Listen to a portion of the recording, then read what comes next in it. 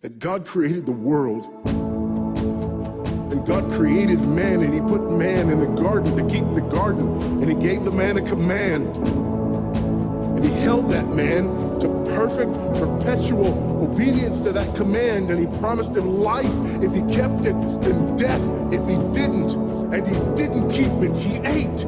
And because he ate, because of that one man, sin entered the world, and death through sin. And everyone born from that man through ordinary generation inherited that man's sin nature. And because of that sin nature, sins proceed from it. And our world is broken because of that sin. And we stand guilty before a holy and righteous God. And we know that he's holy, and we know that he's righteous, and we crave justice. But the problem is that if God gives us justice, we all die. And so that God, in his goodness and in his mercy, sent forth his son, who was not born of ordinary generation, but was born of a virgin. Yes, the virgin birth matters. Why? Because if he's born of ordinary generation, he's born in sin.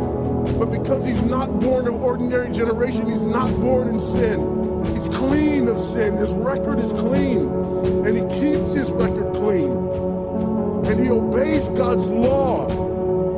And because he's fully God and fully man, he obeys the law of God on our behalf in his active obedience. And then in his passive obedience, God made him who knew no sin to be sin for us. All we like sheep had gone astray. Each of us had turned to his own way, but God laid upon him the iniquity of us all. And Christ died for sin once for all, the just for the unjust. And God imputes our sinfulness to him. And he nails our sinfulness to the tree. And Christ dies and raises again on the third day for our justification. And there's another imputation. The righteousness of Christ is actually imputed to us, so that God can be both just and the justifier of the one who places faith in Jesus Christ, so that all those who come to Christ may enter in. So that all those who place faith in Christ might be saved, but not only saved, but sanctified.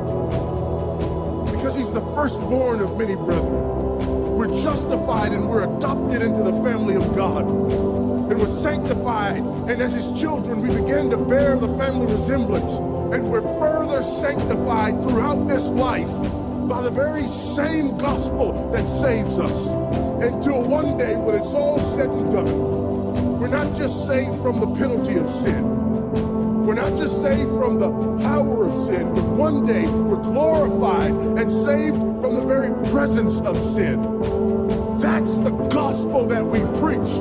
That's the gospel that we need. And that's the gospel that's more than enough.